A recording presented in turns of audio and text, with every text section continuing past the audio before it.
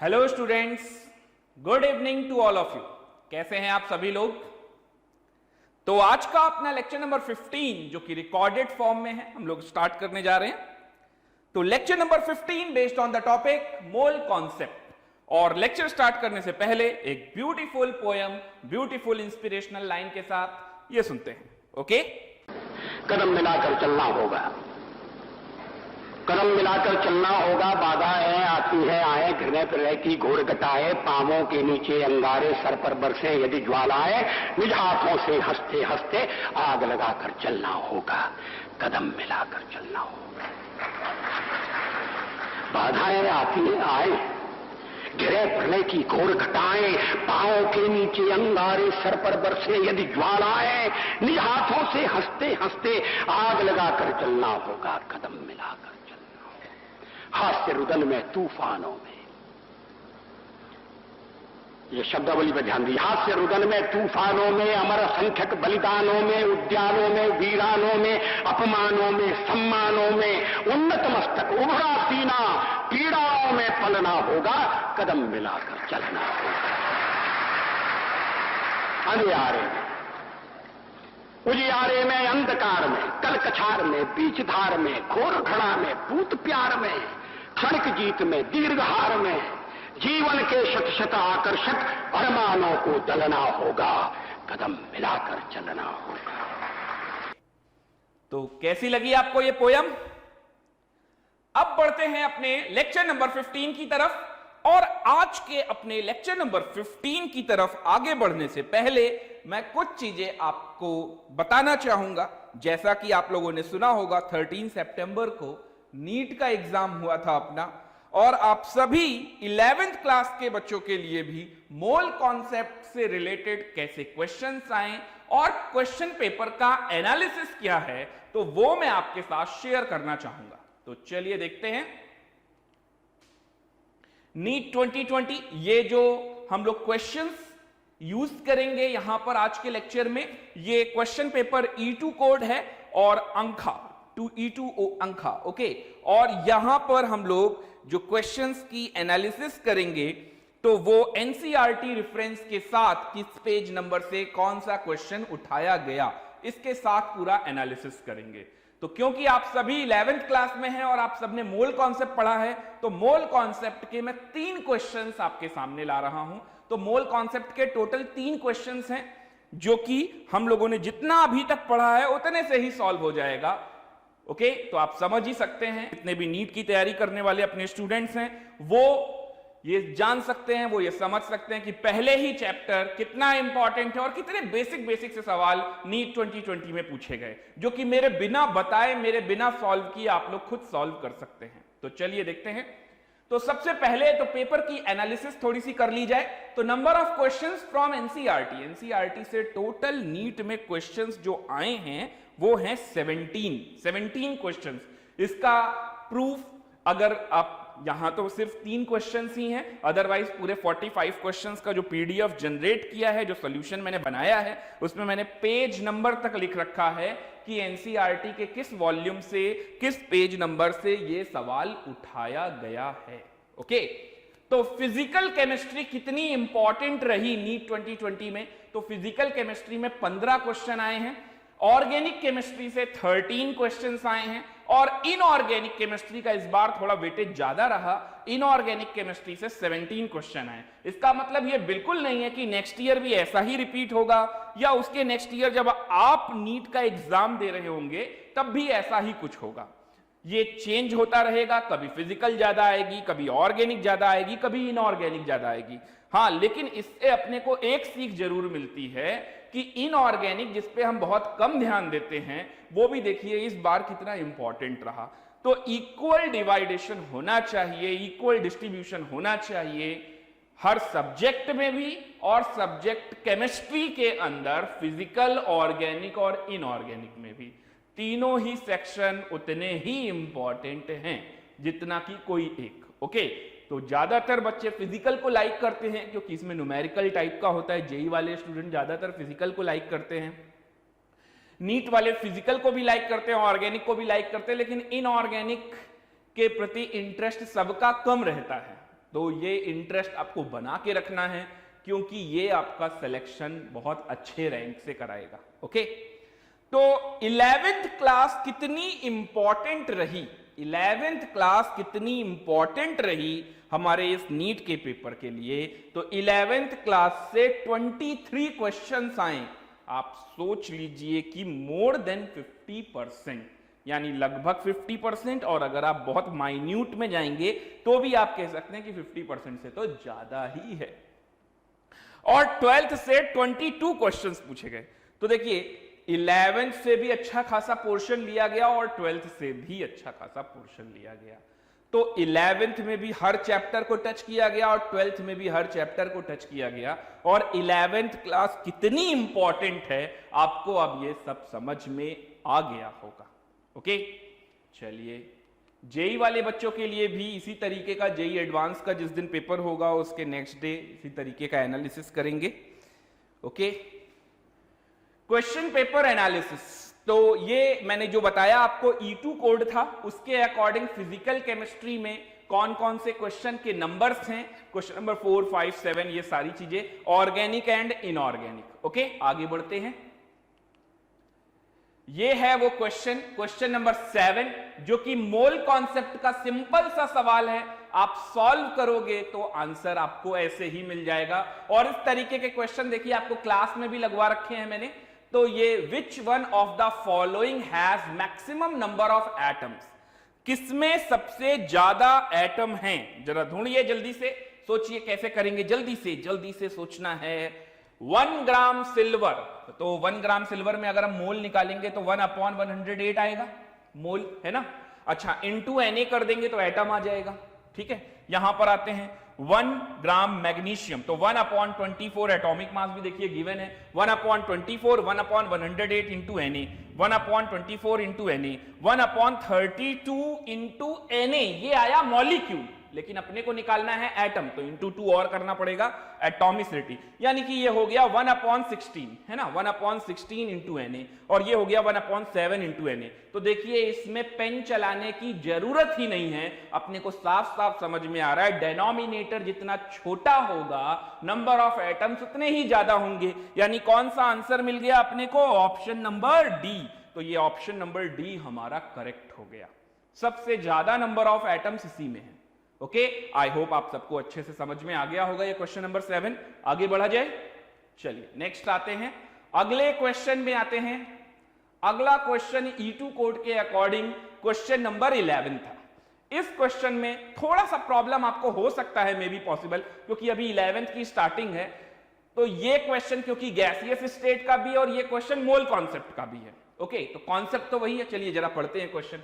A mixture of N2 and argon gases in a cylinder contains 7 gram N2 and 8 gram argon.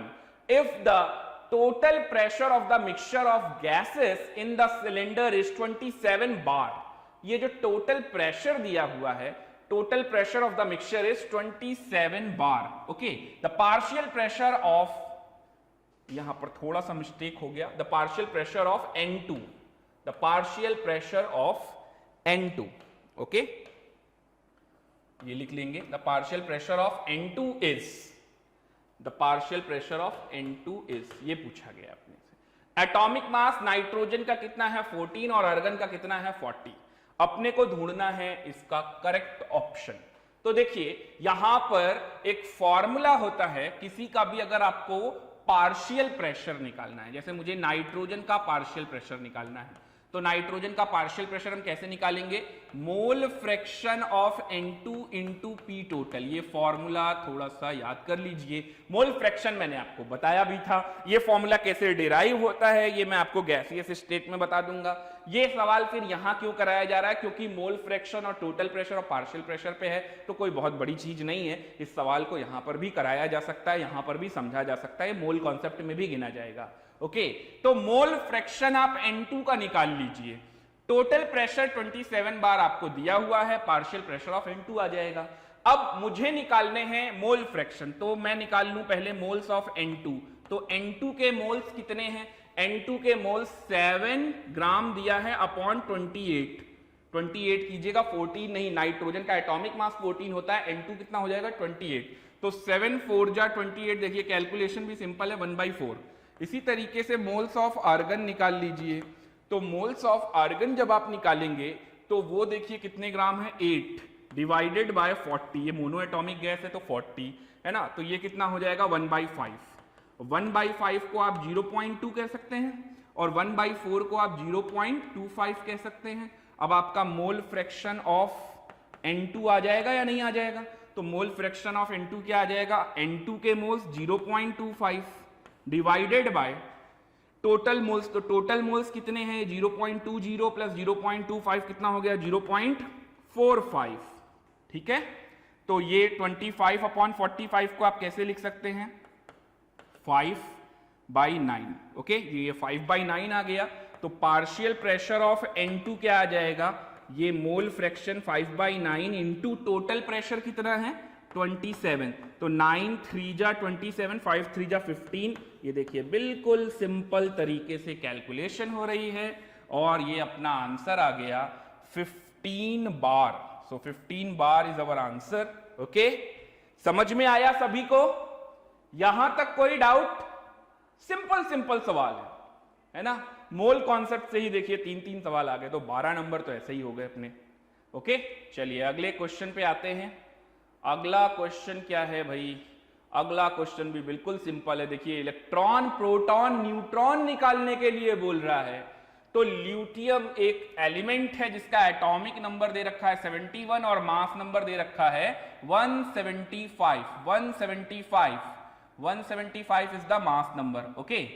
तो ये mass number दिया है, ये atomic number दिया है। हम सबको पता है कोई भी न्यूट्रल एटम होगा तो एटॉमिक नंबर बराबर number of proton is equal to the number of electron. Neutral atom में atomic number is equal to number of proton is equal to number of electron. तो देखिए प्रोटॉन, ये proton अपने कितने हो गए, प्रोटॉन हो गए 71, ठीक है, और ये इलेक्ट्रॉन भी कितने हो गए, इलेक्ट्रॉन भी कितने हो गए 71, तो ये हमारे इलेक्ट्रॉन भी 71 हो गए। अब प्रोटॉन और इलेक्ट्रॉन, अब देखिए इसने क्या कर रखा है, रिस्पेक्टिवली लगा रखा है, यानी जो पहला नंबर है वो प्रोटॉन है और जो आखिरी नंबर है वो भी इलेक्ट्रॉन है। तो 71 ढूंढिए जल्दी से, 71 स्टार्टिंग में 71 लास्ट में, तो न्यूट्रॉन निकालने की कोई जरूरत ही नहीं है। ये देखिए पहला ही आंसर हो गया 71। ओके, तो ये थे नीट में आए हुए मोल कॉन्सेप्ट से 3 सवाल जो कि मैंने कराए आपको। इसी तरीके से आगे जब हम अगले चैप्टर्स में बढ़ते रहेंगे तो आगे के चैप्टर्स में नीट में, जेई में कौन कौन से क्वेश्चन आए हैं 2020 में, उससे पहले 19 में, तो वो सारी चीजें मैं आपके साथ डिस्कस करता जाऊंगा। ओके, तो अब आगे बढ़ते हैं हम लोग अपने मेन टॉपिक की तरफ। अपने मेन टॉपिक की तरफ हम आगे बढ़ते हैं। ये क्वेश्चन मेरे ख्याल से मैंने आपको होमवर्क में दिया था। What is the OH minus ion in the final solution prepared by mixing 20 ml of 0.050 molar HCl with 30 ml of 0.10 molar barium hydroxide? अब देखिए फिर से एसिड और बेस रिएक्ट कर रहा है, तो एसिड और बेस के रिएक्शन में आप कभी भी M1V1 प्लस M2V2 नहीं लगाओगे, क्योंकि यहां पर रिएक्शन हो रही है। अगर रिएक्शन नहीं होती, कॉमन आयन होता या सेम नेचर होता तो ऐड कर देते। ओके, तो एसिड और बेस के साथ तो न्यूट्रलाइजेशन का प्रोसेस चालू होगा। तो पहले तो मुझे बताना है OH minus ion concentration in the final solution, और इसके साथ साथ मुझे बताना है pH of the resultant solution. ये पिछले 10 पे जब हम लोग ये क्वेश्चंस इसी तरीके के कर रहे थे तो pH निकालना मैंने आपको बताया भी था। तो चलिए सबसे पहले चलते हैं OH माइनस आयन कंसंट्रेशन की तरफ। तो सबसे पहले आप क्या करेंगे, HCl की रिएक्शन किसके साथ हो रही है, HCl की रिएक्शन हो रही है बेरियम हाइड्रोक्साइड के साथ। अब इसकी मोलैरिटी और वॉल्यूम आप लिखते जाइए। तो देखिए यहां पर 20 ml और 0.050 ml ये ले रखा है HCl, तो 20 इंटू 0.050 कर देंगे तो मिलीमोल्स आ जाएंगे। ओके, यहां पर साइड में लिख लीजिए मिलीमोल्स। चलिए अब यहां पर आते हैं बेरियम हाइड्रोक्साइड के लिए, तो ये 30 इंटू 0.10। एक गलती आप लोग कर रहे हैं जो कि नहीं करनी है, रिएक्शन को बैलेंस जरूर करना है क्योंकि यहां रिएक्शन हो रही है। और फिर वही बात, एसिड और बेस में रिएक्शन किसकी होती है? H+ आयन और OH- आयन की। तो यहां पर आप देख सकते हैं क्या बन जाएगा, बेरियम क्लोराइड बन जाएगा और इसके साथ साथ 2 मोल वाटर। तो ऐसा करने के लिए अपने को क्या करना पड़ेगा, यहां पर 2HCl लगाना पड़ेगा, यानी स्टाइचियोमेट्रिक कोफिशिएंट क्या हो गया, 2:1:1:2। ओके, हालांकि वाटर से कोई लेना देना है ही नहीं। अब आप सोचिए ये मिलीमोल्स कितने बन गए, तो ये मिलीमोल्स बन गए 1 और ये मिलीमोल्स कितने बन गए 3, तो ये 1 मिलीमोल और ये 3 मिलीमोल। अब सोचिए इसमें लिमिटिंग रिएजेंट कौन सा है, तो 1/2 करेंगे तो हाफ आ जाएगा और यहां 3 होगा, तो ऑब्वियस सी बात है मुझे दिख रहा है कि यही लिमिटिंग रिएजेंट है, तो ये क्या हो गया हमारा एक्सेस रिएजेंट। अच्छा जरा खुद सोचिए, फाइनल सोल्यूशन में पूछ रहा है OH- आयन कंसंट्रेशन क्या होगा, तो OH- आयन कंसंट्रेशन अगर पूछ रहा है इसका मतलब बेस ही तो होगा फाइनल सोल्यूशन में, इसका मतलब ये लिमिटिंग रिएजेंट है और ये एक्सेस रिएजेंट है। तो रिएक्शन के एंड में ये कितना बचेगा, 0, और ये कितना बचेगा, 3 मिलीमोल्स पहले थे माइनस इसका कॉफिशिएंट अपॉन LR का कॉफिशिएंट इंटू LR के मोल्स मिलीमोल्स 1, तो ये कितना हो गया 2.5। ओके, ऐसे भी समझ लीजिए जब ये 2 मोल रिएक्ट करता है तो ये 1 मोल रिएक्ट करता है, तो अगर ये 1 रिएक्ट कर रहा है तो ये हाफ रिएक्ट करेगा, तो बचा कितना, 3 में से हाफ चला गया 2.5। ओके, तो 5/2 या 2.5 मोल्स बचे। अब बात करते हैं कि बेरियम हाइड्रोक्साइड का में OH- आयन का कंसंट्रेशन क्या होगा। तो भाई बचे हुए जो हमारे बेरियम हाइड्रोक्साइड हैं, इस बेरियम हाइड्रोक्साइड के मिलीमोल्स हैं 2.5, इस बेरियम हाइड्रोक्साइड के मिलीमोल्स कितने हैं 2.5। ठीक है, तो ये 2.5 मिलीमोल्स अगर इसके हैं तो इसको अगर मैं ब्रेक करूंगा तो बेरियम आयन आएगा और 2 OH- आयन आएगा, सही बात है ना। तो जितने मिलीमोल्स बेरियम हाइड्रोक्साइड के हैं उतने ही इसके एक कैटायन और एक एनायन के होंगे, तो यहां पर 2.5 आएगा, लेकिन यहां कितना आ जाएगा 5, तो ये 5 मिलीमोल्स किसके हो गए, हमारे हाइड्रोक्साइड आयन के। लेकिन मुझे तो निकालना है OH- आयन का कंसंट्रेशन, वो कैसे आएगा, मोलैरिटी ही तो निकालनी है, और मोलैरिटी क्या होता है, मोल अपॉन वॉल्यूम, लेकिन ये तो मिलीमोल है, कोई दिक्कत नहीं, मैं मिलीमोल को लिखूंगा और मोल में नहीं कन्वर्ट करूंगा क्योंकि मैं वॉल्यूम भी ml में लूंगा, तो total volume is always additive, तो volume of the final solution is 20 + 30 कितना हो गया 50 ml, तो ये 1/10 आ गया, ये 0.1 आ गया। OH- ion concentration in the final solution is 0.1। अब बात करते हैं पीएच की, पीएच पूछा गया है ना, तो देखिए यहां से आप निकाल लीजिए pOH is minus log of OH- ion. PH के लिए फॉर्मूला क्या बताया था आपको, minus log of H+ ion, pOH के लिए minus log of OH- ion. P किसी का भी निकालना हो, ओके, जैसे आपका नाम X ले लेते हैं तो मुझे PX निकालना है, तो PX is equal to minus log of X। Okay, तो minus log of OH- ion, तो ये कितना हो जाएगा, OH- आयन कंसंट्रेशन को 10 टू द पावर -1 ले सकते हैं, माइनस माइनस प्लस हो जाएगा, ये कितना आ गया 1। तो ये अगर यहां पर POH इज इक्वल टू 1 आ गया तो pH इज इक्वल टू क्या आएगा, तो pH इज इक्वल टू आ जाएगा 14 - 1 इज इक्वल टू 13 अपना आंसर है। लेकिन देखिए क्वेश्चन में एक गड़बड़ हो गई, ये pH plus POH is equal to 14 कब लिख सकते हैं, 25 डिग्री सेल्सियस में। तो आप सब लोग क्वेश्चन में थोड़ा सा करेक्शन कर लेंगे, also find the pH value of the resultant solution at 25 degree Celsius. अब सवाल बिल्कुल 100% सही हो गया, तो 25 डिग्री सेल्सियस पे अपने को बताना है कि यहां पर हमारा pH कितना है। ओके, क्लियर हो गया, तो ये वैल्यू आ गई 13, तो ये अपने 2 आंसर हो गए, जल्दी से नोट कर लीजिए फिर आगे बढ़ते हैं। ओके, चलिए नेक्स्ट आते हैं।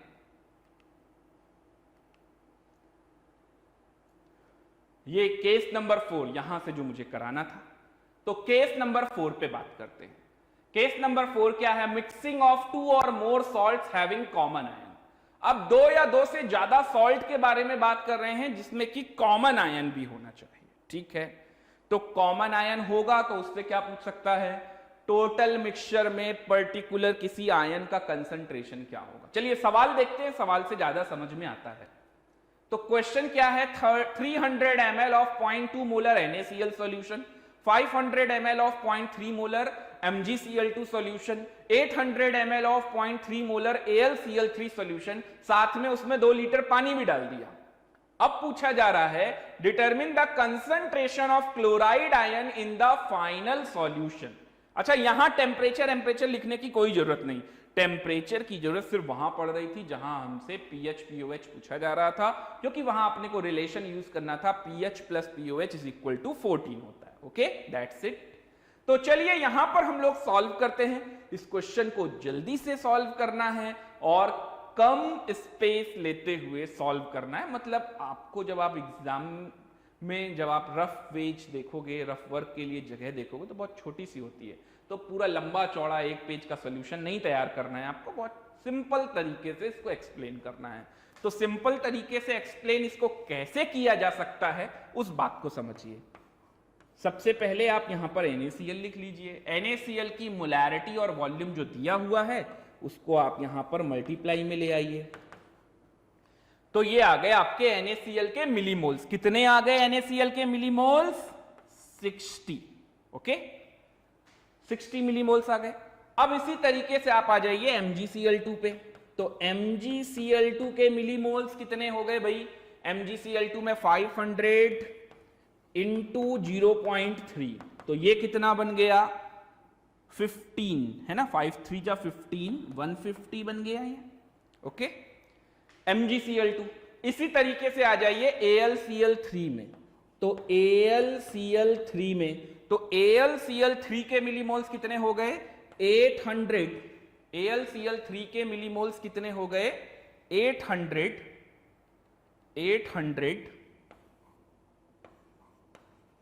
इंटू 0.3 इंटू 0.3, ठीक है। तो ये कितना हो गया? 240। बिल्कुल सिंपल तरीके से आंसर आएगा, कोई टेंशन लेने की जरूरत नहीं। यहां तक समझ में आया? अब ये 2 लीटर पानी का क्या करेंगे? तो वॉल्यूम इज ऑलवेज एडिटिव होता है, ठीक है।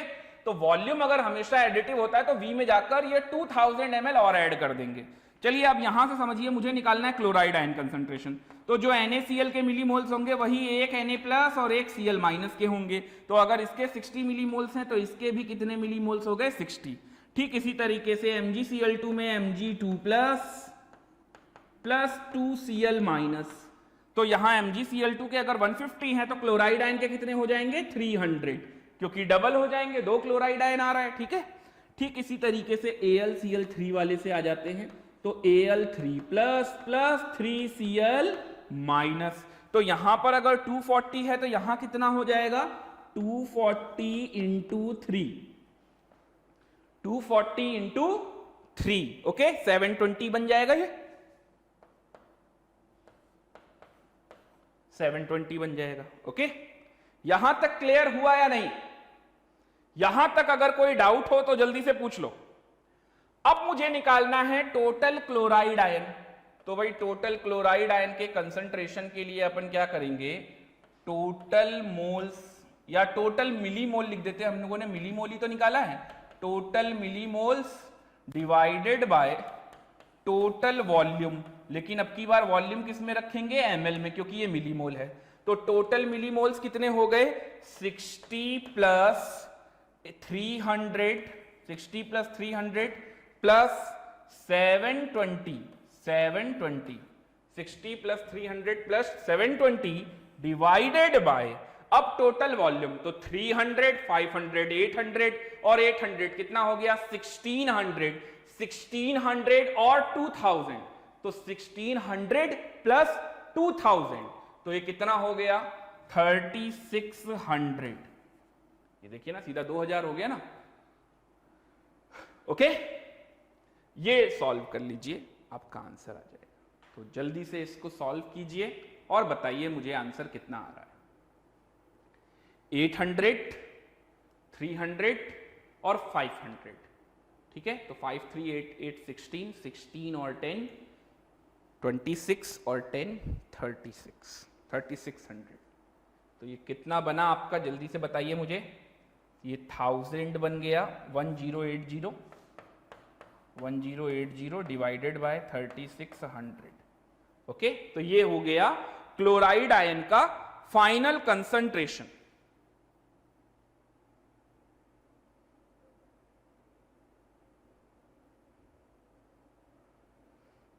कितना आंसर आ रहा है?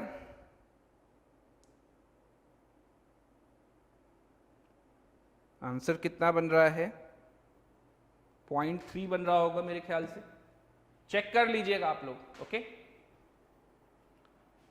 इसका आंसर कितना बन गया? 108 डिवाइडेड बाय 360। इसको सॉल्व कर लीजिएगा, 0.3 के आसपास आ रहा होगा। अब आप देख लीजिएगा, समझ आ गया आपको? चलिए आगे बढ़ते हैं, अगले क्वेश्चन की तरफ आते हैं। तो अगला क्वेश्चन अपने को क्या सिखाएगा, चलिए देखते हैं। ये सवाल है, ये बहुत अच्छा सवाल है। एल्यूमिनियम सल्फेट बेरियम क्लोराइड के साथ रिएक्ट कर रहा है। Aluminium sulphate barium chloride. अच्छा, पिछली बार रिएक्शन नहीं हुई, क्यों नहीं हुई? जरा एक बार फिर से देखिए।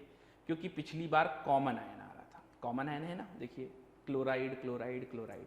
अब की बार ये जो नया सवाल है इसमें कॉमन आयन नहीं है, और एल्यूमिनियम सल्फेट की रिएक्शन अगर हम बेरियम क्लोराइड के साथ कराएंगे तो AlCl3 बन जाएगा और बेरियम सल्फेट बन जाएगा। तो दोनों चीजें आएंगी, रिएक्शन हो रही है और प्रोडक्ट भी बन रहा है, एनायन कैटायन एक्सचेंज हो रहे हैं।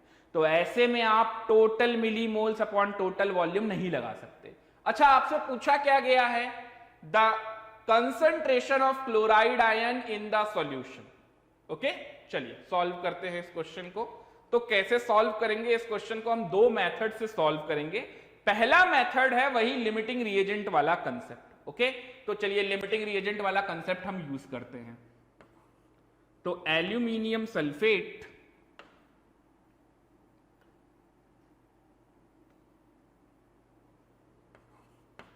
Al2SO4 का whole thrice, aluminium sulphate plus barium chloride, ये आपस में रिएक्ट करके क्या बनाएंगे?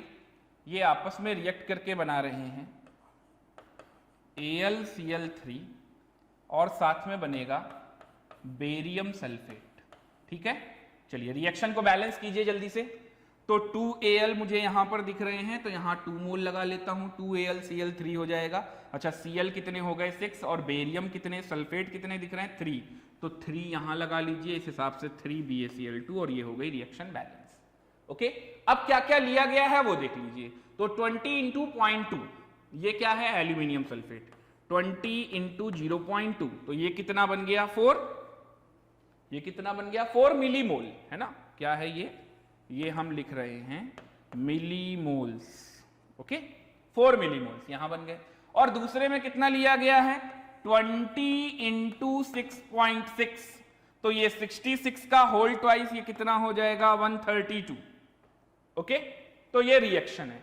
अब इन दोनों में से कौन सा लिमिटिंग रिएजेंट है? तो जरा सोचिए, 4/1 करेंगे तो 4 ही आएगा, 132/3 करेंगे तो 4 से तो बड़ा ही आएगा। इसका मतलब यही हमारा लिमिटिंग रिएजेंट है और ये हमारा एक्सेस रिएजेंट है।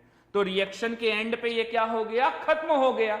अब ये कितना बचा और वो कितना बना, ये दोनों निकाल लेंगे। क्लोराइड आयन कंसंट्रेशन आ जाएगा।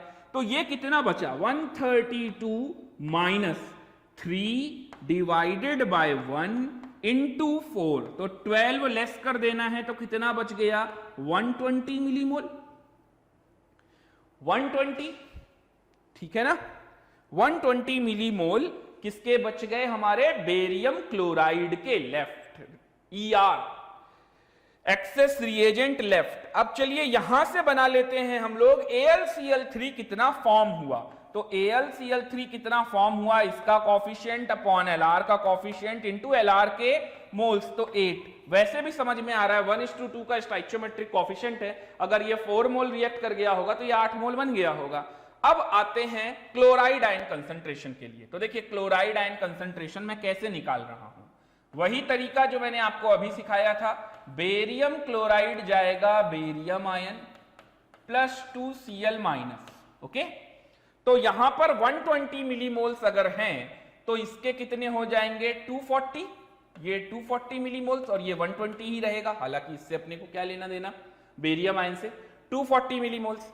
अब ठीक इसी तरीके से AlCl3 चेक कर लेते हैं, तो AlCl3 के मिलीमोल्स कितने हैं 8, AlCl3 के मिलीमोल्स कितने हैं 8 मिलीमोल्स इसके हैं, तो इसको जरा ब्रेक करिए तो Al3 plus plus 3Cl minus, तो 8 अगर इसके हैं तो 8 यहां पर भी रहेगा, लेकिन यहां कितना हो जाएगा 24, तो टोटल क्लोराइड आयन का कंसंट्रेशन कितना हो जाएगा, ये हो जाएगा 240 plus 24 divided by total millimole upon total volume in ml। तो जरिए देखिए यहां पर 20 ml और 20 ml कितना हो गया 40 ml, वाटर तो ऐड नहीं किया गया ना 40, ठीक है, तो ये कितना बन गया अपना, ये बन गया अपना 264 डिवाइडेड बाय 40, 264 डिवाइडेड बाय 40, तो ये कितना आ गया 4 से ये जा रहा है क्या, 4 से जा रहा है, 4 6 जा 24 और 4 6 जा 24, तो 6.6 आ गया आंसर। कितना आ गया क्लोराइड आयन कंसंट्रेशन 6.6, ये अपना आंसर आ गया। ओके, समझ में आया आप सबको कैसे सॉल्व हो रहे हैं क्वेश्चन? वही जो आपने, अगर रिएक्शन हो रही है तो आप लिमिटिंग रिएजेंट का कंसेप्ट लगाकर उसको सॉल्व कर सकते हैं, बिल्कुल बेसिक सी बात है ना।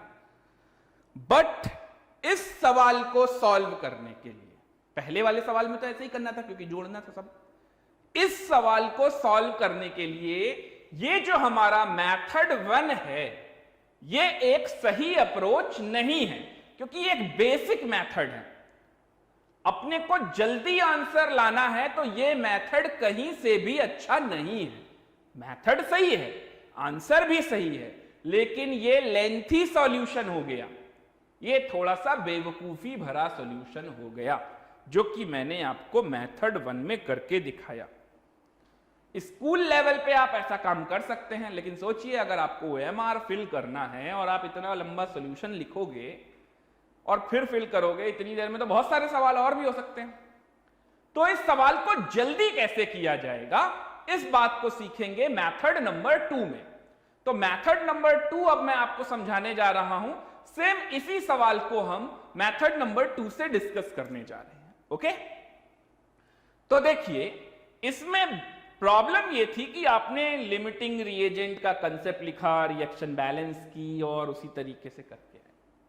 अब जरा एक बार सवाल की तरफ गौर फरमाइए।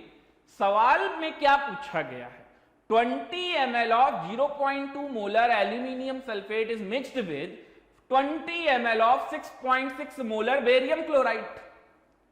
The concentration of chloride ion, यही पूछा गया।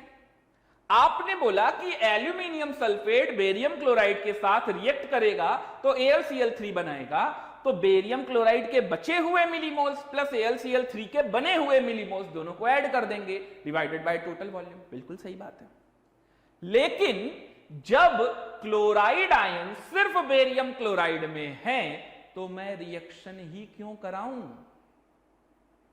बात तो यह है कि मैं रिएक्शन ही क्यों कराऊं, नहीं समझे?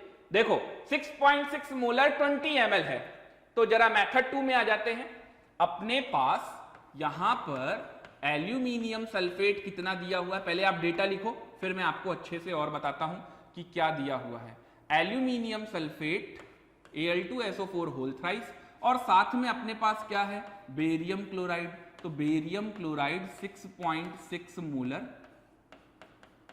और 20 ml है ना, और ये कितना था 20 ml, ये भी कितना है 20 ml, और इसकी मोलैरिटी कितनी दी हुई है 0.2 मोलर, 0.2 मोलर। Okay, 0.2 molar. चलिए जल्दी से लिखते हैं 0. अरे भाई क्या गड़बड़ हो रहा है, 0.2 मोलर। चलिए यहां तक समझ में आ रहा है। अब इन दोनों में मुझे निकालना है क्लोराइड आयन कंसंट्रेशन। तो चलिए देखते हैं क्लोराइड आयन कंसंट्रेशन। इसमें तो क्लोराइड आयन नहीं है ना, तो भाई सीधी सी बात है कि क्लोराइड आयन कंसंट्रेशन अगर मुझे निकालना है तो क्लोराइड आयन कंसंट्रेशन निकालने के लिए इतना लंबा चौड़ा काम लिमिटिंग रिएजेंट वाला करूं ही क्यों, सीधा 20 × 6.6, क्योंकि वो जो AlCl3 बन रहा है वो बन तो इसी से रहा है, तो मैं सीधा यहीं पे ना कैलकुलेट कर लूं एक ही बार में 20 × 6.6 divided by total volume in ml, तो वो तो है 40, वो तो है 40, तो ये कितना बन गया मेरा 132 ही बना, 132 डिवाइडेड बाय कितना आ गया 40, तो ये 4, ठीक है ना, 132 ही तो बन रहा है, 132 डिवाइडेड बाय 40, 40 ml, ठीक है। तो यहीं से हम क्लोराइड आयन कंसंट्रेशन निकाल लेते हैं, और जो भी क्लोराइड आयन कंसंट्रेशन निकाल रहे हो वो तो बेरियम क्लोराइड का आपने निकाला, इंटू 2 और करना पड़ेगा फॉर क्लोराइड आयन, तो इंटू 2 और कर देंगे फॉर क्लोराइड आयन, तो देखिए 4 3 जा 12, ठीक है, 1 कैरी, यहां पर भी 4 3 जा 12, और ये यहां पर आ गया 10, यानी ये कितना बन गया 66/10, यानी कि ये आ गया 6.6 मोलर। देखिए बिल्कुल सेम एक लाइन में होता हुआ कैलकुलेशन, जितनी जल्दी कर लो उतना जल्दी आंसर, बिल्कुल सेम आंसर आ रहा है, ठीक है। तो इस तरीके से आप इन सवालों को जल्दी लगा सकते हो। समझाने का मतलब मेरा ये था, तात्पर्य आपको समझ में आ गया, आया कि नहीं आया? ओके, तो ये शॉर्टकट हो गया, तो ये हो गया हमारा मेथड नंबर 2। ओके, अब क्लियर हो गया। यानी कोई अगर पर्टिकुलर सॉल्ट है और उससे रिएक्शन होकर कुछ आगे फॉर्म हो रहा है, और वो सॉल्ट में जो आयन के बारे में पूछ रहा है वो आयन कहीं और नहीं है, तो सीधा सीधा वही कैलकुलेट कर लेंगे। ये बेवकूफी करेंगे क्यों, पहले रिएक्शन कराएं, स्टोइकियोमेट्रिक कोएफिशिएंट बनाएं, फिर उसके बाद जाके रिएक्शन कंप्लीट करें, फिर देखें यहां से कितना बचा, वहां से कितना बना, इस सब में तो बहुत ज्यादा टाइम चला जाएगा। ओके, चलिए, तो नेक्स्ट क्वेश्चन है आपके लिए, ये जेईई 2012 में पूछा गया है, और ये पीछे जो मैंने आपको कंसंट्रेशन का कंसेप्ट सिखाया था उन्हीं से रिलेटेड क्वेश्चन है, और बहुत सिंपल सा सवाल है, कुछ नहीं करना है। आप देखिए सवाल पढ़िए, आपको ऐसे ही समझ में आ जाएगा। 120 ग्राम यूरिया जिसका मॉलिक्यूलर वेट आपको दिया है, 1000 ग्राम वाटर में उसको डिसॉल्व किया जा रहा है, gave a solution of density of the solution आपके पास है, आपको क्या निकालना है, मोलैरिटी। नहीं आ जाएगा, सॉल्व कर लीजिएगा भाई, मोलैरिटी आ जाएगी, सिंपल सी चीज है। अगर आपको मोलैरिटी निकालनी है तो मैं तो एक चीज जानता हूं, मोल अपॉन वॉल्यूम, है ना।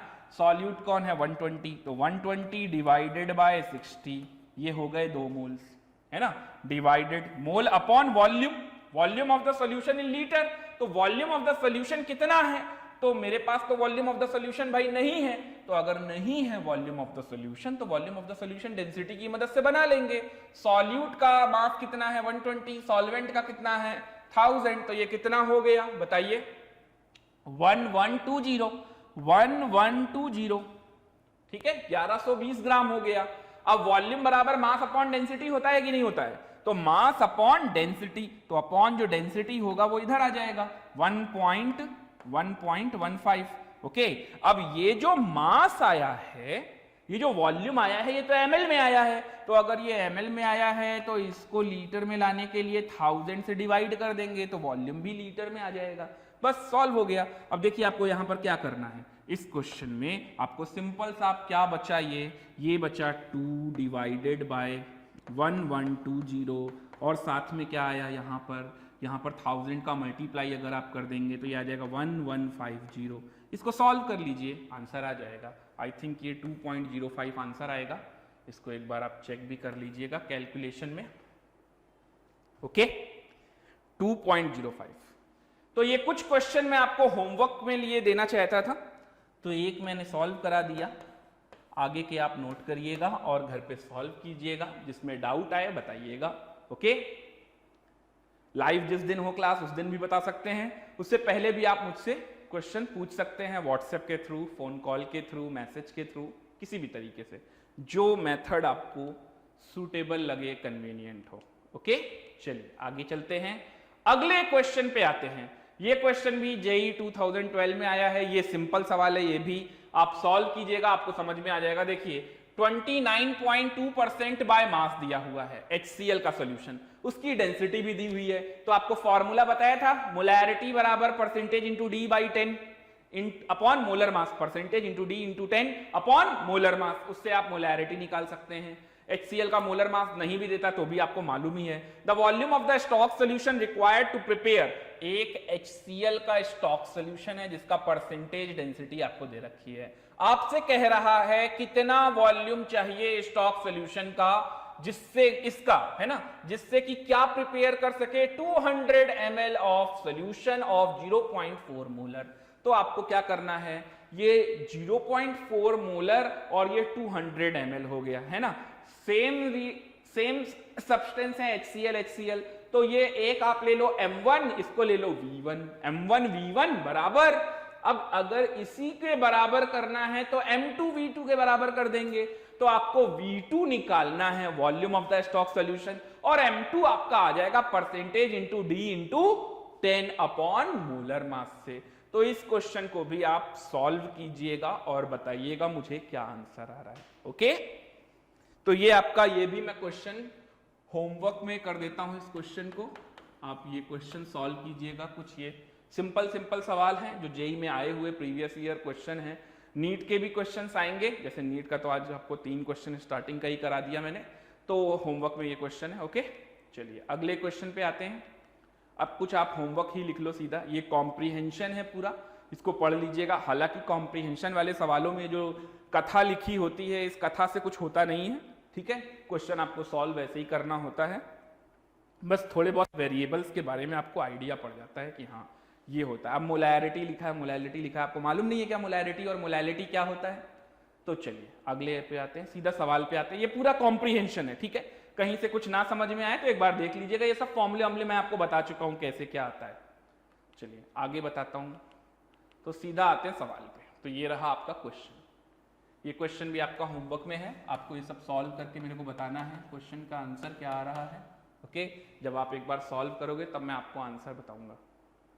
तो ये भी एक क्वेश्चन है, 60 gram solution containing 40% by mass of NaCl, देखिए परसेंटेज बाय मास फिर से दिया है, और 60 ग्राम सोल्यूशन है, is mixed with 100 gram of solution containing 15% by mass of NaCl same है, ठीक है।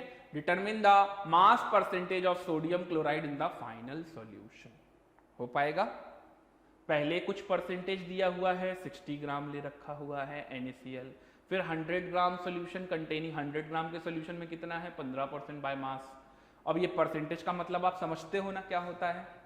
परसेंटेज का मतलब, ऊपर वाले परसेंटेज का मतलब 100 ग्राम के सोल्यूशन में 40 ग्राम क्या है NaCl, ठीक है। तो 60 ग्राम के सोल्यूशन में निकाल लेना कितना NaCl है। ठीक इसी तरीके से 100 ग्राम का तो ये सोल्यूशन ही है, तो 15 ग्राम NaCl हो गया, तो टोटल NaCl का मास आ जाएगा। और फिर फाइनल क्या निकालना है, मास परसेंटेज। तो मास परसेंटेज हम लोग कैसे निकालते हैं, जिसका भी परसेंटेज निकालना हो उसका मास अपॉन टोटल मास। तो टोटल मास कितना है, ये 100 ग्राम और ये 60 ग्राम, ठीक है, इंटू 100 कर देंगे। चलिए अगले क्वेश्चन पे आते हैं, बिल्कुल बच्चों वाला सवाल है। What is the molality on the above solution. पिछला वाला जो सवाल था ना, उस वाले में ही, पिछला वाला सवाल ये क्वेश्चन नंबर 1, इसमें ही आपको मोलैलिटी निकालनी, निकाल लोगे। चलो भाई आगे बढ़ते हैं, अगले क्वेश्चन पे आते हैं। अगला क्वेश्चन ये भी आपका होमवर्क में दे रखा हूं, ये कुछ होमवर्क के लिए क्वेश्चंस हैं, तो ये आप नोट कर लीजिए। ओके, अब देखिए यहां पर भी ये सब मैं करा चुका हूं, आपको कुछ नया हो तो मैं सॉल्व भी कराऊं। What is the molarity of the solution if density is 1.6। ये पूरा कॉम्प्रीहेंशन में ही चल रहा है ना। कॉम्प्रीहेंशन में जितनी चीजें हैं एक दूसरे के साथ जो लिंकअप हैं, हो सकता है कि एक क्वेश्चन का डेटा आप दूसरे क्वेश्चन में भी यूज करें, जैसा कि करना ही है आपको, तभी आपको सारी चीजें पता चलेंगी। ओके, तो कॉम्प्रीहेंशन एक बार नोट कर लीजिएगा अपनी कॉपी में, या इंपॉर्टेंट पॉइंट कॉम्प्रीहेंशन के नोट कर लीजिएगा और उसके बाद क्वेश्चन को सॉल्व करना चालू कीजिएगा। इंपॉर्टेंट पॉइंट अगर नोट करने का मतलब है जो गिवन डेटा है वो अच्छे से नोट कर लीजिएगा। कॉम्प्रीहेंशन लिखिएगा नोटबुक में, और जो गिवन डेटा है वो सारा एक जगह पहले लिख लीजिएगा, और फिर क्वेश्चन को सॉल्व करना चालू करिएगा। ओके, चलिए एक मैच द कॉलम भी है, ये मैच द कॉलम भी है, इसको भी सॉल्व कीजिएगा। अच्छा मैच द कॉलम है, मोल कॉन्सेप्ट से भी मैच द कॉलम बनाए जा सकते हैं। तो ये एडवांस पॉइंट ऑफ व्यू पर क्वेश्चन है, तो इसको भी सॉल्व कीजिएगा, ये भी अच्छा है क्वेश्चन, है ना। इन सब क्वेश्चन का आंसर मैं आपको जब आप ये पूरा सॉल्व कर लोगे तो मैं आपको डिस्कस करूंगा इसका आंसर क्या आएगा। ओके, तब तक के लिए अभी इसको होमवर्क बना के ही रखते हैं। अभी आप लोग थोड़ी मेहनत करो, थोड़ा सॉल्व करो, ताकि आपको थोड़ा होमवर्क भी मिल जाए। नोट कर लिया ये सब? चलिए नेक्स्ट आते हैं अपने आज के टॉपिक, अगले टॉपिक पे।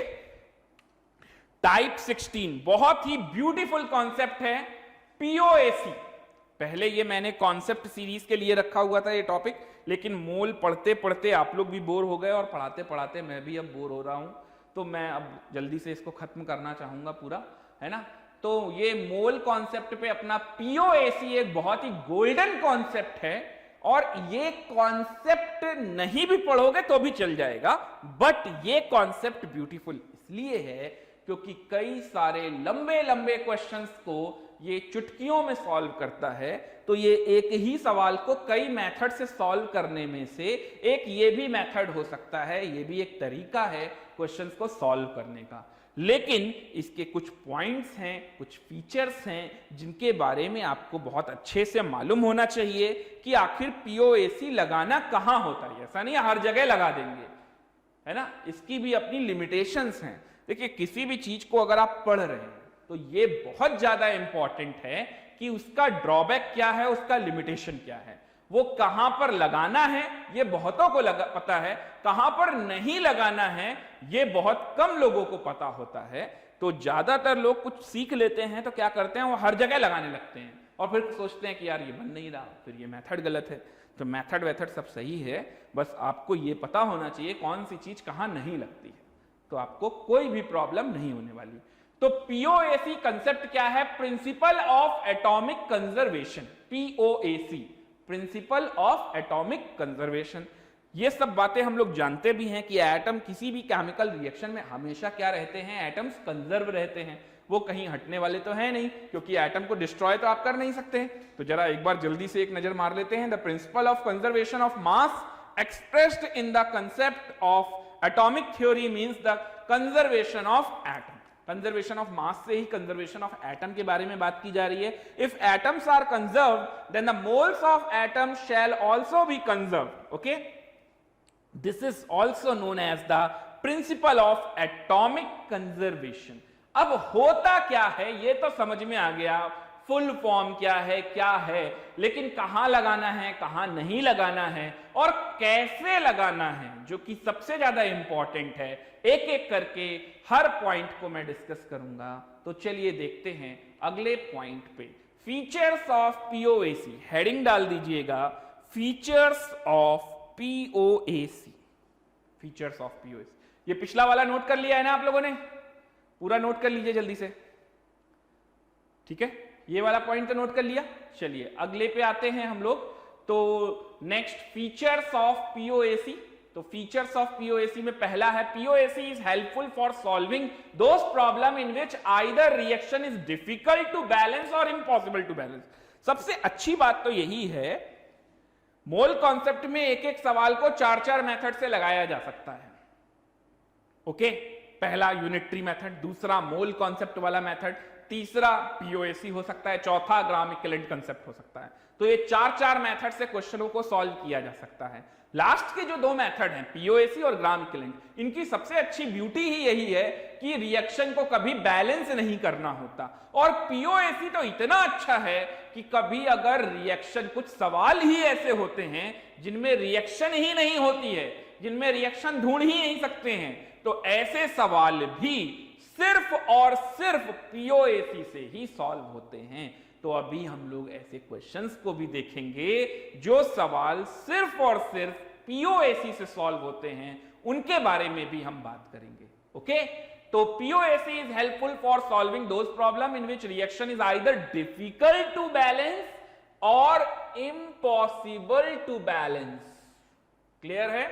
अगले फीचर पे आते हैं। Concept of POAC is applicable on that atom which is completely consumed during the course of reaction and information of that atom is directly or indirectly given in the question. बात को सीधा सा समझिए, POAC सिर्फ उसी पे लगाएंगे उस एटम पर लगाएंगे जो कि कंप्लीटली कंज्यूम हो रहा है रिएक्शन में। हमें कैसे पता चलेगा कि रिएक्शन में कौन सा एटम कंप्लीटली कंज्यूम हो रहा है? इस बात की जानकारी हमें डायरेक्टली या इनडायरेक्टली दी जाएगी। समझ में आया? जैसे मुझे जानना है कि 5 लोगों को खड़ा कर दिया और मुझे जानना है इनमें से सही कौन है और चोर कौन है। तो सही नहीं बोल रहा हूं, ये बोल रहा हूं बाकी के चार लोगों को बोल दिया कि तुम चारों चोर हो, तो इसका मतलब जो बच गया वो सही है ना, वो गलत नहीं, वो ईमानदार है। तो डायरेक्टली या इनडायरेक्टली इंफॉर्मेशन जरूर दे दी जाएगी। ओके, अगले पॉइंट पे आते हैं। When we solve question by POAC, no need to balance the reaction। ये सबसे इंपॉर्टेंट और सबसे ब्यूटीफुल लाइन है जो कि टेंशन से बचा देती है। रिएक्शन को बैलेंस करने की कोई जरूरत ही नहीं। जरा सोचिए, जो लिमिटिंग रिएजेंट के हम लोग सवाल करते थे, अगर उसमें रिएक्शन को बैलेंस ही ना करे तो पूरा का पूरा सवाल बेकार हो गया, है ना। अपना क्वेश्चन का आंसर तो कभी नहीं आने वाला है, चाहे हम कुछ भी कर लें, क्योंकि हमने रिएक्शन को बैलेंस ही नहीं किया, तो स्टोइचियोमेट्रिक कोएफिशिएंट हमें सही मिलेंगे ही नहीं। ओके, तो यहां पर ये सब लफड़ा तो बंद है, यानी रिएक्शन को बैलेंस करने की कोई जरूरत है ही नहीं। चलिए अब आगे बढ़ते हैं। तो how to apply POAC in questions में कैसे पीओएसी को अप्लाई करते हैं, चलिए आप मेरे साथ सीखिए। तो हमने सबसे पहले एक एग्जांपल ले लिया कि भाई H2S की रिएक्शन अगर HNO3 के साथ होगी तो क्या होगा। तो अगर H2S गैस की रिएक्शन ये HNO3 नाइट्रिक एसिड के साथ कराएंगे तो NO बनता है, सल्फर बनता है, वाटर बनता है। रिएक्शन को बैलेंस करेंगे। अरे भाई क्या सीख रहे हो? पीओएसी। अगर आप पीओएसी सीख रहे हो तो रिएक्शन को बैलेंस करने की कोई जरूरत है क्या? कभी नहीं। ओके, तो रिएक्शन तो आप नोट कर लीजिए सबसे पहले। अब पीओएसी अप्लाई कैसे करेंगे, चलिए ये जानते हैं। अप्लाई करना है अपने को सबसे पहले पीओएसी ऑन हाइड्रोजन एटम। तो apply POAC on hydrogen atom. तो हाइड्रोजन, क्योंकि एटम कंजर्वेशन पर बेस्ड है ना, तो एटम को कंजर्व कराएंगे। रिएक्टेंट में और प्रोडक्ट में एटम क्या रहेंगे? कंजर्व रहेंगे, तो उसी को कंजर्व कराना है। तो सबसे पहले apply POAC on hydrogen atom. तो अब मेरे को यह बताओ कि लेफ्ट हैंड साइड पे यानी कि रिएक्टेंट साइड पे आपको हाइड्रोजन कहां कहां दिख रहा है? तो मुझे H2S में भी दिख रहा है और HNO3 में भी दिख रहा है, तो ठीक है। तो हाइड्रोजन H2S और HNO3 अगर दोनों में दिख रहा है तो पहले H2S में हाइड्रोजन का कोफिशिएंट क्या है? देखिए H2S के मोल्स यहां 1 है, H2S का कोफिशिएंट यहां पर 1 है। हालांकि ये रिएक्शन बैलेंस नहीं है, लेकिन हाइड्रोजन का कोफिशिएंट क्या बोला जाएगा? ये नंबर 2। यहां पर हाइड्रोजन का कोफिशिएंट क्या हो जाएगा? 1। समझ में आ रहा है? तो लेफ्ट में मुझे हाइड्रोजन का कोफिशिएंट H2S में क्या दिख रहा है? 2।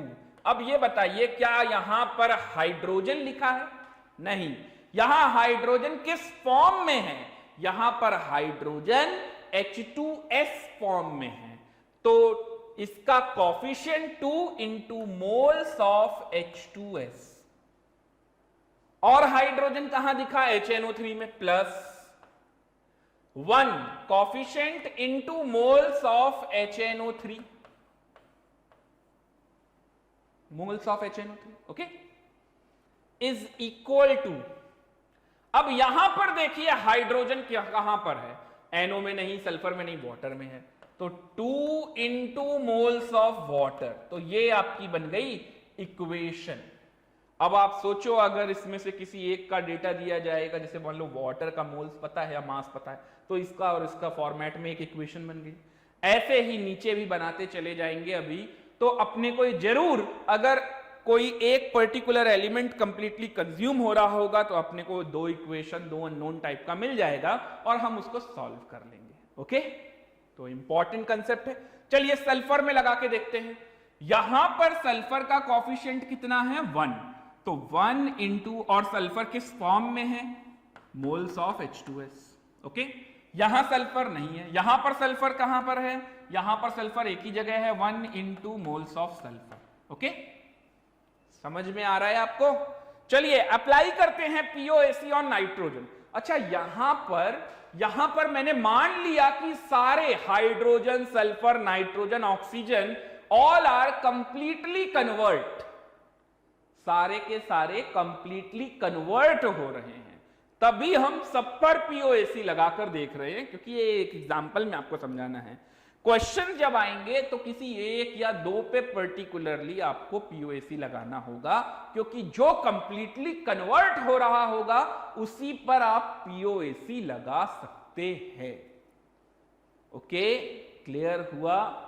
चलिए अप्लाई पीओएसी ऑन नाइट्रोजन। तो चलिए नाइट्रोजन पे लगाते हैं। तो नाइट्रोजन यहां पर एक ही दिख रहा है, 1 into moles of HNO3 is equal to, यहां पर नाइट्रोजन एक, यहां पर भी है 1 इंटू मोल्स ऑफ NO। चलिए यहां पर पीओएसी सीखते हैं, ऑक्सीजन पे पीओएसी लगाते हैं। क्या यहां पर ऑक्सीजन है H2S में? नहीं है, HNO3 में है, और 3 ऑक्सीजन का क्या है? कॉफिशिएंट। तो 3 into moles of HNO3 is equal to, यहां पर है 1, इसका कॉफिशिएंट कितना आ रहा है? 1, और इसका भी कॉफिशिएंट यहां पर भी है, यहां पर भी 1 आ रहा है। तो 1 into moles of NO plus 1 into moles of H2O। Okay, तो ये बन गया अपना पीओएसी। ऐसे अप्लाई करते हैं, और कोई भी दो इक्वेशन, दो अननोन लेके सॉल्व कर लेना है। आई होप आप सभी को पीओएसी क्या होता है, कहां पर लगाना है और कैसे लगाना है, ये सारे सवालों का जवाब मिल गया होगा। तो अब एप्लीकेशन पार्ट पे आते हैं और क्वेश्चन में कैसे सॉल्व करते हैं। कई लोगों का ये सोचना है कि सर पीओएसी के बगैर भी तो क्वेश्चन सॉल्व होते हैं, मोल कॉन्सेप्ट लगा लेंगे, यूनिटरी मेथड चलिए बकवास मेथड उतना अच्छा नहीं है, तो ग्राम इक्विवेलेंट कंसेप्ट लगा लेंगे। ग्राम इक्विवेलेंट वही वाला W/E बराबर NV बराबर मोल इंटू एन फैक्टर, है ना, बिल्कुल लगा लेंगे आप, कोई दिक्कत नहीं है। लेकिन कुछ सवाल सिर्फ और सिर्फ पीओएसी से ही बनेंगे, वो किसी और मेथड से बनेंगे ही नहीं। मैं चैलेंजिंग के साथ ये प्रॉब्लम दे सकता हूं कि आप बिना पीओएसी के क्वेश्चन सॉल्व करके दिखाओ मेरे को। तो अगर किसी का यह सोचना है कि विदाउट पीओएसी भी हम, देखिए पहले तो पीओएसी बहुत सिंपल सा मेथड है, बहुत अच्छा मेथड है, क्योंकि आपको बैलेंस नहीं करना है।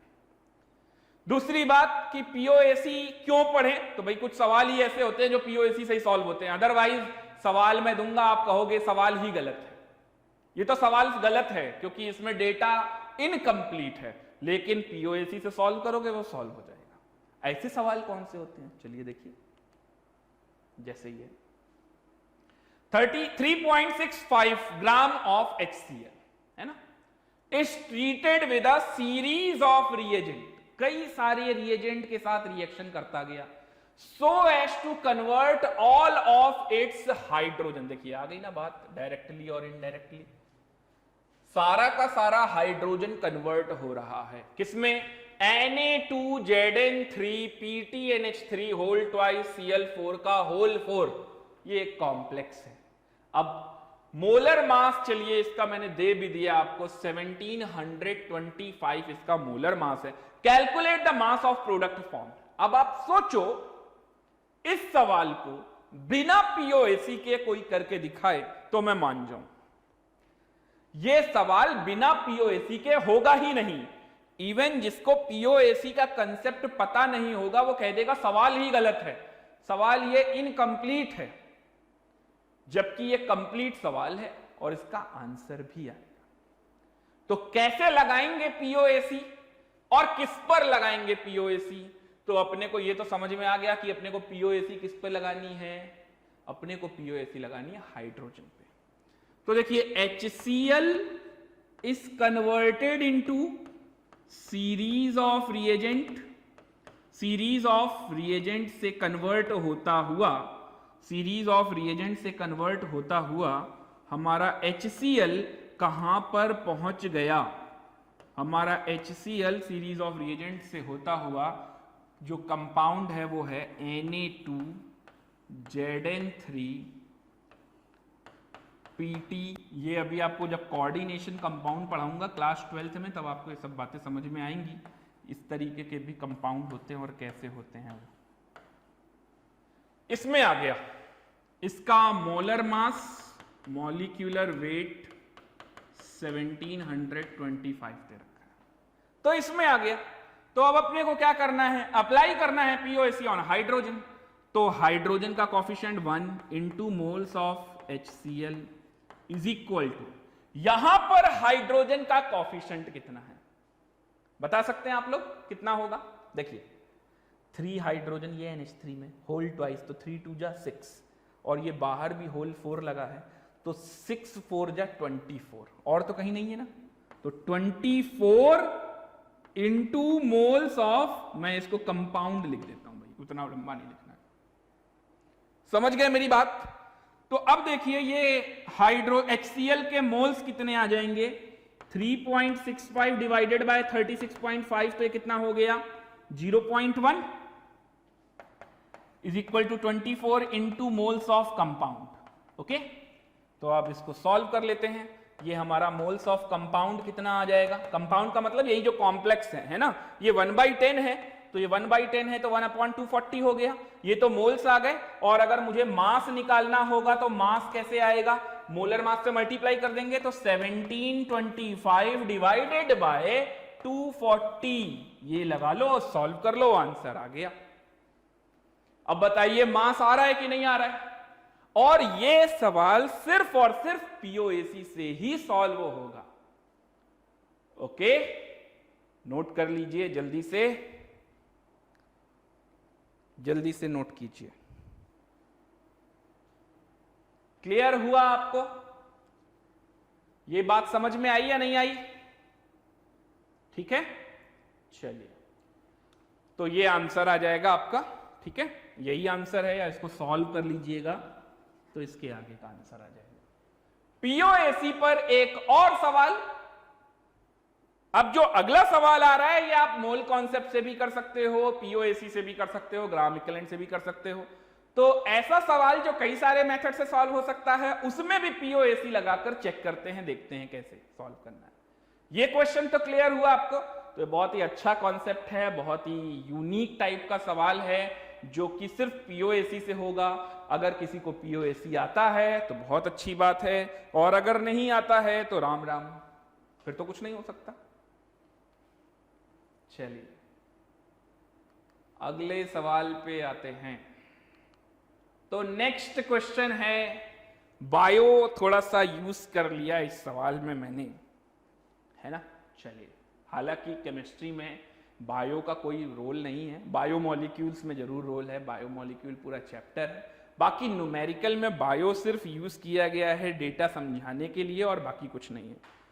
तो 1 ग्राम ड्राई ग्रीन एल्गी है, और उस ड्राई ग्रीन एल्गी पर कार्बन डाइऑक्साइड गैस पास की जा रही है। कितने? 3.33 into 10 to the power of -3 moles of CO2 per our. तो होगा क्या, जब हम ड्राई ग्रीन एल्गी पर CO2 गैस पास करेंगे तो फोटोसिंथेसिस की प्रोसेस होगी, और इस फोटोसिंथेसिस की प्रोसेस में होगा क्या, if the fixed carbon of atom after by photosynthesis stored in the form of starch. देखिए यहां पर क्वेश्चन में ही आपको सब चीजें बता दी गई, हालांकि ये बायो मुझे भी नहीं आती है, सब क्या होता है कैसे होता है, मैं तो सिर्फ डेटा पढ़ूंगा और क्वेश्चन अपना सॉल्व करूंगा। ओके, तो ड्राई ग्रीन एल्गी है 1 ग्राम, उसके ऊपर CO2 गैस पास हो रही है 1 घंटे में 3.33 into 10 to the power of -3 mole CO2 pass की जा रही है बाय फोटोसिंथेसिस। ओके, तो फोटोसिंथेसिस से हो क्या रहा है कि कार्बन एटम स्टार्च के फॉर्म में स्टोर हो रहा है, in the form of starch के फॉर्म में स्टोर हो रहा है। अपने को कैलकुलेट करना है how much time will it take to algae to double its own weight, यानी 1 ग्राम का कितना हो जाएगा, डबल 2 ग्राम हो जाएगा।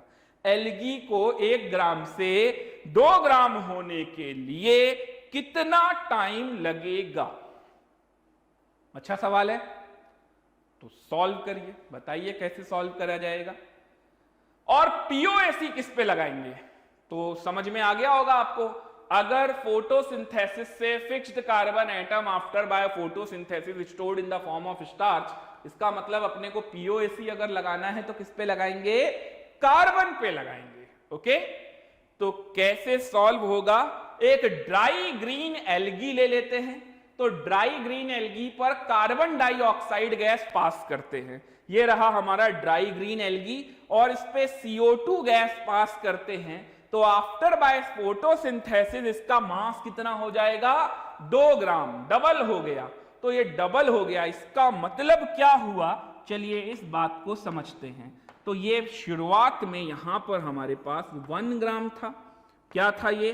Dry green algae, dry green algae. Okay, और अब ये क्या हो चुका है? अब ये हो चुका है 2 ग्राम ड्राई ग्रीन एल्गी। 2 ग्राम ड्राई ग्रीन एल्गी हो चुका है। तो एक बात समझिए कि ये जो 2 ग्राम हो चुका है, इसमें 1 ग्राम तो पहले ही से था। 1 ग्राम तो एल्गी आपका पहले से था, है ना? तो ये डबल हुआ कैसे? डबल हुआ ऐसे कि इसमें 1 ग्राम स्टार्च आ गया। तो 1 ग्राम स्टार्च आने की वजह से क्या हो गया? इसका वेट क्या हो गया? 2 ग्राम, डबल हो गया। कॉन्सेप्ट समझ में आ रहा है या नहीं आ रहा है? कॉन्सेप्ट में कोई दिक्कत? 1 ग्राम ड्राई ग्रीन एल्गी था, इस पे CO2 गैस पास की गई। जो CO2 गैस हम इस पर पास कर रहे हैं वो 3.33 into 10 to the power of -3 mole per hour है, मोल पर आर है। ओके, ये पास कर रहे हैं। तो फोटोसिंथेसिस की मदद से carbon is converted in the form of starch. Okay, और एल्गी का वेट कितना हो गया? 2 ग्राम। अपने को बताना है कि ये प्रोसेस होने में कितना टाइम लगेगा। सबको क्लियर हो गया? स्टार्च का फॉर्मूला क्या होता है? चलिए मैं आपको बता देता हूं। स्टार्च का फॉर्मूला होता है C6H10O5 होल N। ओके, C6H10O5 होल N। स्टार्च का फॉर्मूला C6H10O5 होल N, ये होता है स्टार्च का फॉर्मूला। तो भाई कैसे सॉल्व किया जाए? तो अप्लाई करेंगे पीओएसी, किस पे करेंगे? कार्बन पर करेंगे। तो कार्बन पर अगर हम पीओएसी अप्लाई करेंगे तो यहां पर मैं क्या करूं? देखिए मुझे एक चीज समझ में आ रही है, क्वेश्चन कैसे सॉल्व हो जाएगा। मुझे अगर पता चल गया है कि वहां पर 2 ग्राम में 1 ग्राम स्टार्च है ना, तो स्टार्च का मुझे मास पता है। स्टार्च का मुझे मास पता है और मुझे कार्बन पे अगर पीओएसी लगाना है तो मैं क्या करूंगा कि CO2 गया, CO2 is converted into C6H10O5 whole N, यही तो करूंगा। तो यहां पर देखिए 1 into moles of CO2 is equal to यहां पर क्या करेंगे? 6N into moles of starch, और स्टार्च का मास पता है तो मोल्स तो आ ही गया। तो यहां से सॉल्व करके मैं CO2 के मोल्स निकाल लूंगा। अब इस रिलेशन का यूज करूंगा कि इतने मोल CO2 पास करने में कितना टाइम लगता है? 1 घंटा। तो जितने CO2 के मोल्स आएंगे उसमें कितना लगेगा? क्लियर हुआ? कंसेप्ट समझ में आया? तो अप्लाई कीजिए POAC on carbon. Apply POAC on carbon. अप्लाई POAC on carbon। ओके, तो CO2 is converted into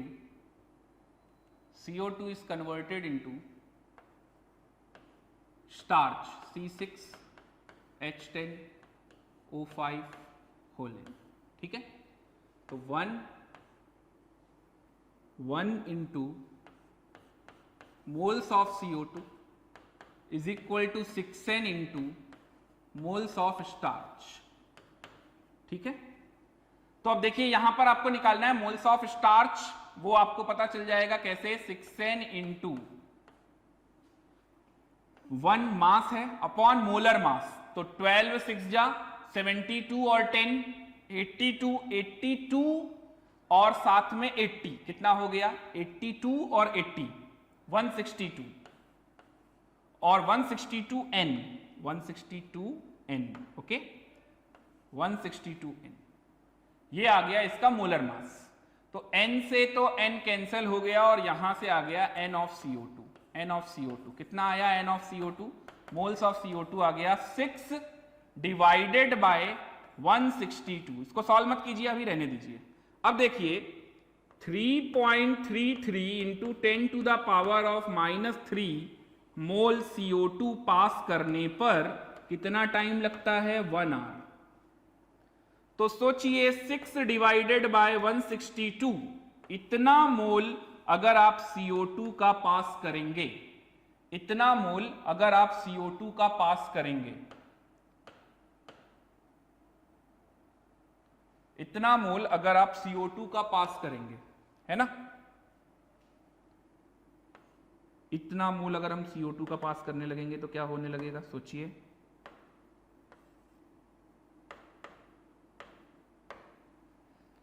इतने मोल CO2 पास करने पर यहां पर आ जाएगा टाइम, टाइमिंग क्या निकालना है, 1/3.33 into 10 to the power of -3 और साथ में इंटू 6/162।